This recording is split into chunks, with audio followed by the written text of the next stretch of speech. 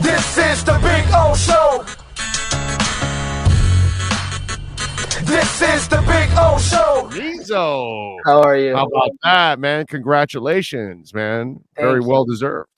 Thank you. You know, I've been looking for a while for a permanent home, and to find one after a pandemic, after a lot of hard work, was some good news. So I'm Great happy news. with that. Thank you.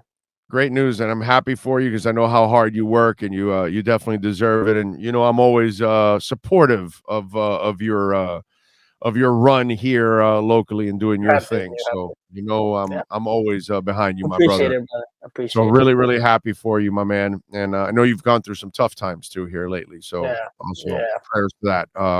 Thank you. All right, so let's get first of all, before we talk about the game tonight, let's talk a little bit about what's gone on with Inter the last two games. And I see you reporting on whether Higuain is on the pitch a little earlier than everybody else and all this other stuff. So talk to us. What's gone on? Is it really about injury? Is it something that this is a part of what's to come? Because I got to tell you something. I don't want to see Gonzalo Higuain on the pitch ever again for the Miami for Inter Miami. That's just me. This team that I've watched the last two games, that's a fun team to watch.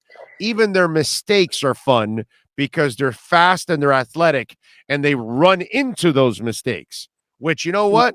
You can correct those kind of things. But the athleticism is there. The speed is there, something they have lacked the first 2 years. Yeah. So the team has won a couple games. They've won. So to answer your question as succinct as possible, they've won. They won 2 games. One at home against the New England Revolution. One away from home against the Seattle Sounders. Gonzalo Higuain has not played a part in either of those games due to what was initially dubbed as a slight knee injury. Now, he is injured. Clearly, he's working with the trainer and separated from the group, not because he's in trouble, just he's been doing individual work with the trainer as he gets himself back to 100% healthy or as close to 100% healthy. Oh, he froze. Franco froze. We got the FF now. Franco froze. He's froze. He's frozen. He's in the freezer. There we go. And he's still frozen. It's like the face hasn't moved at all. Even when you minimized it, we can see it under us. But not you guys. Sean and I can. And it hasn't moved at all. It's just there. He's going to have to reconnect here, which you got to love. Live radio, that's what it's all about, baby. A little live. We'll get Franco back. Remember, tonight, 7:30 over at FIU, it's going to be InterMiami FC taking on, CF that is, taking on Miami FC in an U.S. Open Cup game. For those of you that don't know, we have a tournament called the U.S. Open Cup that all soccer leagues in the country, the lowest level to the highest level, they all battle for one trophy. And by the way, it's the Lamar Hunt Trophy, which, of course, yes, it is that Lamar Hunt from the Kansas City Chiefs, the late Lamar Hunt. He was a big soccer advocate. The family has always been a big soccer advocate. And so the U.S. Open Cup trophy is named after Lamar Hunt. So they battle for that. So obviously for Miami FC, this would be a hell of a thing for them to beat Inter Miami, tonight. So that would be good. In fact, a couple of years ago when I worked for Miami FC, they beat 2 MLS teams in the U.S. Open Cup run, actually, which was a lot of fun. That was a hell of a Miami FC team. I mean, they spent a lot. I think it was like an $11 million roster or something. And in the NASL, that is a crazy ass number. But that's Ricardo Silva for you, bro. That guy don't mess around. Yeah. I feel, and I'm glad we have you back before we get back to the other stuff. Silva tried to take the MLS to court and tried to have, the promotion delegation, all that kind of stuff, which of course that's un-American. That's never going to happen in this country because we don't do that with any of our sports. You purchase a pro team, you're getting a pro team, not a minor league team. That's just the way it is here. But I will say this. that would have been the opportunity to really take soccer to another level if you would have been able to find 7 maniacal owners like him that would have been willing to spend. Because let me tell you, we haven't seen anything yet from Ricardo Silva. He can really spend money if he feels like it, and he just hasn't had that opportunity. But that Never dude, say never. Never say never. I don't know if never. Maybe not in our lifetimes. Maybe, I don't know. I don't have a crystal ball. oh, he But hates never salary say cap. never. There's a guy that hates salary caps. Well, no. Hey, listen. And Don Garber says Gotta this love that's the owner I love right there. I hate salary caps. That's yes, the guy I want, yeah, bro. that's the football world across the world. Across Right. the world. Yeah, Yeah. that's just how it's done. But to take a line from Don Garber, which is very PR like, but he always says never say never when he's asked about a lot of different things. So never's a long time is actually the words he uses as well. So maybe one day we can see promotion relegation. I know No. that USL No. USL's looking into implementing it in their structure. Right. So I mean, listen, if that takes off, if that draws more interest, maybe you never know. You never know. Although I will say this, dude, the I'm USL all for it though. I'm all for it. they're I'm all for promotion of relegation. course, because you're a traditionalist, but I'm Yeah. just saying it's not the American way, and that's just the way it is in America. We don't run our sports like everybody else. There's a pro league and there's a minor league. You can buy your minor league team, but that's what you're going to get. Your pro league, you're going to stay pro. It's just the way it is. We just don't do that kind of stuff. It's not normal in our structure of sports. Now, I will say this. I give the USL a lot of credit, bro. They are a marvelous organization. The way they have developed their league over the years, and they do a pretty damn good job considering it's minor league soccer. Yeah. They do a fantastic job of building the USL, man. I'm telling you, they Yeah. impressive. I've been Yeah, impressed. All right, considering so what it is. yeah, considering what it is, and they keep it afloat, and they've been very fluid with everything from YouTube and all the other stuff that they've done. That they've done a really nice job of running that league and making it serviceable, at least. You know what I'm saying? So I give them a lot of credit. All right, so let's get back to Higuain.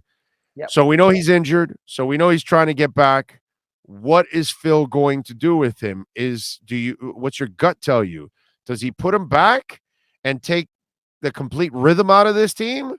Or does, like tonight, I would use his ass, that's for sure, against Miami FC. I'd park his ass down at the box and say, yo, stay there in that area. When we get you the ball, you can try, and that's it. That's what I would do with him. But you tell me, what do you think happens with Higuain? So we've argued and debated this quite a bit on Miami Total Football Radio as of late. What happens? Jose Armando, who I think you might know, he's been saying that Gonzalo Higuain comes back into the lineup once he's healthy and readily available. He's not healthy and readily available for the Miami Clásico, so he will not take part tonight against Miami FC. But Jose is convinced that Higuain will come back into the lineup because of el peso que tiene, which is just the presence that he has in terms of his career, who he is, etc., etc. Steve Brenner and I do not think that was the case. I don't think that Phil Neville, after winning 2 games and seeing what the team has put forth without Higuain, is going to bring him back in. Because the team has functioned better without him. The team has played better, it has looked better, and it's gotten results.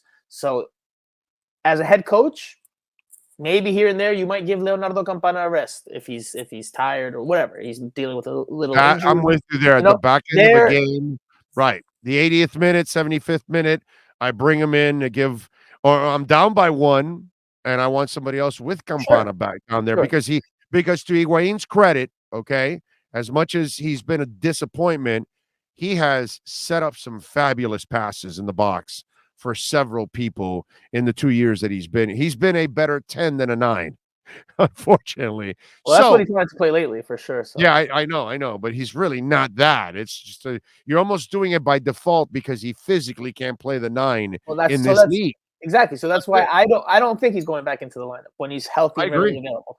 Maybe as a spot starter here and there to give Campana a rest in certain moments, but until either Higuain raises his performance level or Campana drops, I just don't see how Phil Neville can make the decision to go back to Gonzalo Higuain from a soccer standpoint.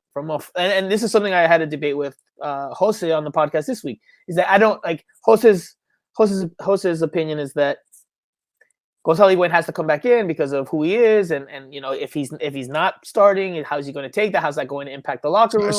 Somebody tell Jose, who is he here? Well, so that's what I would have told Jose. Hey, you living in Europe or you living here? Who is he here?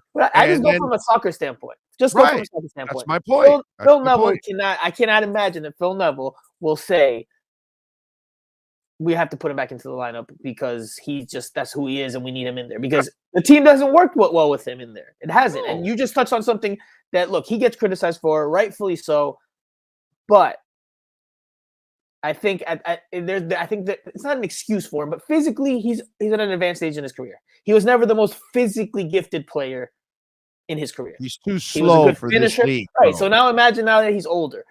I think part of it, you can criticize maybe the effort that he puts forth. Maybe he could give a little bit more, but I don't think he can give you that much more physically. I think that's just who he is at this point in his career. He's lost a couple of steps physically, and it's obviously in a league like this where it's very physically focused. It's going to impact in a big way. So, yes, you can criticize. I'm tired of watching people steal his lunch, bro. He's like the kid that can't hang on to his lunch in school, and here comes the bully and takes it away from him. Why? Because he physically can't run, bro. He cannot run.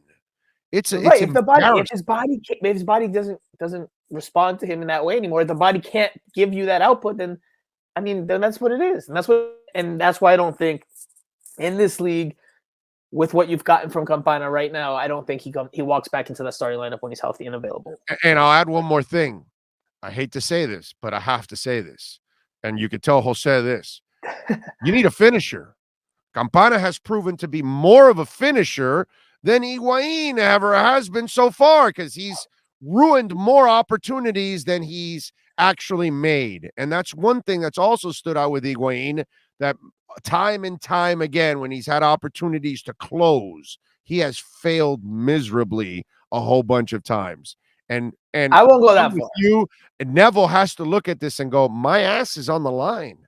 I need to win games. And this guy kills my offense. You can tell what he wants to do, and what he wants to do is what's more in this league. He needs to run, bro. He needs to be more of a threat, and they don't have that. Unless you do what they used to do with Lassiter's dad, Roy Lassiter. Okay, Roy didn't come up to midfield. Roy stayed around the box. Okay, and then Vive would find him and set him up, whether it was in Tampa or here in Miami with the Fort Lauderdale Strikers. Because I know Fusion. Because I watched it. And Lassiter wasn't a guy that could dribble. Like, his son has way more skill than his dad, actually. Now, his dad was a really good finisher in this league. That I give him credit. He wasn't like Diego Serna, who was a truck and could go through 3 or 4 people and score the goal. Roy Lassiter could not do that. Roy had to hang around the box and wait for a 1-2 touch to finish it. You know what I mean? And that's what I would do with Higuain at the back end of a game, is finish. That's what I would do with him. But the problem is he hasn't been able to finish. And that's what I like about the Campana kid. Maybe he's just getting lucky or whatever. Hold on. The kid finishes. Hold on. He scored 3 goals in 1 game. He finished. I know. That was just 1 game. That's just 1 game. In the very first game of the season, let's not have short-term memory here. There you go. First game of the season, Gonzalo Higuain set him up twice with key balls. He set up Campana twice, and Campana missed both of them. So, look. But he's a young kid. Fine, that's fine. But Campana's a baby. Campana's on a good run right now. And I'm with you that he deserves to be the number 9. And I think he starts tonight. I think he starts again tonight. On 3 days rest, I think he's starting again tonight. But let's not say that Gonzalo Higuain's a worse finisher. Because I think if Gonzalo Higuain had chances in the box, which he's not doing, but I just got to go by what I've seen. But I have to go by what I've seen. He's been a terrible finisher for the team, unfortunately. He's had a lot you make some, you miss some. You make some, you miss some. That's the name of the game. Now, obviously, you want to make more than you miss, and especially when you're a $6 million, $7 million player like Gonzalo Higuain. That's my point. That's fine. But you're bouncing. Campana, I expect mistakes from Campana. I expect him to not be a world-class player because he's a baby and he's still learning. But that's what I kind of like about this team. that they don't know any better, and they're playing their way into. But see, that's where they attack more. There's more chances. I don't know how much if you've measured and you can tell me statistically if that's backing it up, but it just seems like we're watching this Inter team in somebody else's field more often, in their zone more often. They're constantly attacking. I love what I'm seeing. So before I dive into the team aspect, I just want to say maybe that's where us on the outside, media fans, need to rearrange our expectations for Gonzalo Higuain. Yes, he's a DP. Yes, he's getting paid $6 million a year. But if he physically is limited because his body just doesn't give him that anymore, then you can't expect him to produce what he used to produce because he's not the same player. Where a lot of people, I'm not going to remove myself from this because I've done it as well, are judging Higuain for who he was, not for who he is now. Right, today, like your boy Jose. Like your boy exactly. Jose. And I've told him that. I've said, Jose, you're going off of the Gonzalo Higuain years ago. 5 years ago, Gonzalo Higuain is better than the Leonardo Campana of today. But if you compare Gonzalo Higuain overall today to Leonardo Campana, I think today, this day and age, right now, on what's today's date? For this league. April 19th, 2022, right now, Leonardo Campana is a better player. Now, I have told Jose, and I will say it here, Gonzalo Higuain's a more gifted player. He has more vision. He's got more technical ability. I still think if he's in and around the box, he's experienced. If he's in and around the box, I still think he's a more lethal finisher. But he's not in and around the box that often. Physically, he can't give you a whole lot in a league that requires you and is very physically demanding. He can't press. So there's a lot of things he doesn't do. So he can be all these great things with the ball, but if he doesn't give you other elements of the game, that does not make him a better player. That just makes him a more gifted player. Anyway, to the team's point, with Campana, they have a reference point, referencia, as we say in Spanish. They have that number 9 now in the box, and that's made them more dangerous because now when they attack, they have someone they can feed the ball to in the penalty area. Right. They can help finish chances, or he has better hold up play than Higuain. So you saw it on the goal against Seattle.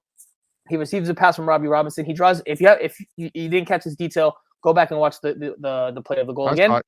He draws 3 defenders. That opens a space for DeAndre Yedlin. He finds DeAndre Yedlin with a very good pass. Yedlin whips in the cross. Robbie Robinson finishes it. So even when he's not in the box scoring, he's still making an impact, giving you the function and the responsibilities and the duties of a number 9, of a center forward, of a striker. Whereas Gonzalo Higuain, as we know, has been dropping deeper. He's been looking to create more than finish, and that can make and by the way, and to add insult to injury, they haven't had someone to finish. And to add insult to injury, he struggles dribbling in the open field because they take it away from him. Well, that's the other thing. I think that just comes down to him being like, I need to win this on my own at times. I think that just comes down to him being like, pass it, bro. Get rid of it. Don't turn it over. Damn it. I mean, it's just like one of those where that's what I'm saying. He's got to be a guy that is a 1-2 touch right around the box. And once he starts dribbling and trying to create, it's over for him. I think he thinks he needs to carry the team on his back. That's what how he's feeling the game was up until this injury. That he's feeling the game at this present time. That he needs to do more than is necessary to try to help this team win. And if that's how he feels, then that's going to take some work either from the coaching staff or from him. They need to fine tune that, because when he does play, there needs to be trust with teammates. They also have to perform when he's on the field, and you have to give him his credit, because at times when he's done his job, again going back to week 1, he set up Campana twice with very good opportunities, and Campana missed them both. So you can't just only criticize Gonzalo Higuain. I mean, you can by a large part, but you can't only criticize him. There's been times where he's done his job and others have not. So that all comes into play here. This is not a video game. There's a lot of elements here. These are all human beings that, they have different thoughts, different feelings. So it all comes into play. It all comes into play. But the team has been more dangerous without him on the field, because now they have a striker there that actually does that responsibility, that role, occupies the defenders. It's no coincidence that the first 2 goals against the New England Revolution came from crosses from the wingers. You had a striker in the middle that could finish, and they set him up. That's how it's supposed to be. But with he drops back, drops deeper, you normally don't have that guy, that player in the box to finish things, and that obviously takes away from the attack. But they haven't been great on the ball. This last game they had 30. I can't give you the exact number, but they didn't have a lot of possession. It just looks they're more vertical. They have more verticality. They get into the attack more, and it looks more dangerous or more threatening because they have that number 9 in the box. Yeah, no, and they got more speed. Lassiter and Absolutely. stuff has really added. They have that speed when Higuain's there, and it doesn't look as dangerous. But that's because he slows it down. Right, now they have that number 9 in the box that's actually occupying those spaces. So that's all right. I got to let you go with this. A couple of years ago, I would have been worried about this game. Miami FC would have kicked their ass with Poku and the boys there. That would have been ugly. But obviously, that's not the same kind of roster anymore. And, well, Inter's really young now, too. So this is one of those games I still think could go either way. What's the prediction tonight? Inter Miami wins by at least 3 goals. By at least 3 goals. It's just Inter Miami, from what Phil Neville has said and from the information I picked up this morning, Inter Miami is going with a very strong team. A very strong team. They're taking this seriously. They're taking this very seriously. This is a short tournament. If they can win a few games in a row, they have a trophy, and they're into the CONCACAF Champions League. That's something that they said even when Paul McDonough and Diego Alonso were here. In the first year, they want to get into the Champions League. It's an international tournament. It puts stage internationally. So it's something that they definitely want, and they know it's a quick way to win and to get on that international stage. So they're going with the strong team today. Phil Neville said as much yesterday. I've heard that they're going with a very strong team. Don't expect a lot of changes tonight. And I just don't see Miami FC matching that. Now, look, on paper, across the world in these type of cup competitions, I don't think anyone picks the heavyweight team to lose and any of the favorite team to lose in any of these games. It happened from time to time.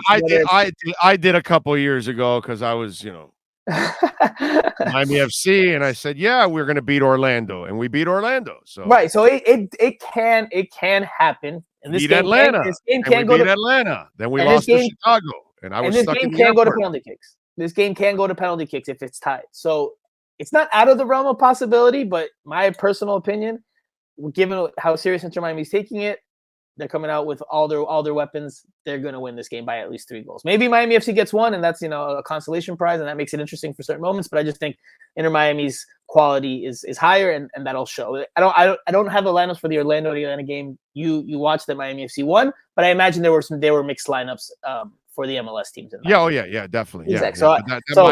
That Miami FC team was stacked, dude. It was absolutely. So, but that's when an MLS team brings it down, then that can catch up. Right. I don't think Inter Miami's going to bring it down. I think they're going. That was a freakish USL team or NASL team. All right, follow him on Twitter at Franco Panizo. Catch his work at the South Florida Sun Sentinel doing his thing. Thank you, bro. Thank you. All right, man. I appreciate you. All right, brother. Be good. There you go. That's Franco Panizo. We go from Futbol to football and another Sun Sentinel man.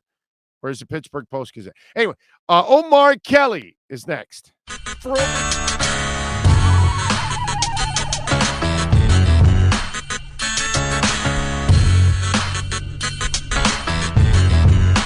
This is the Big O Show.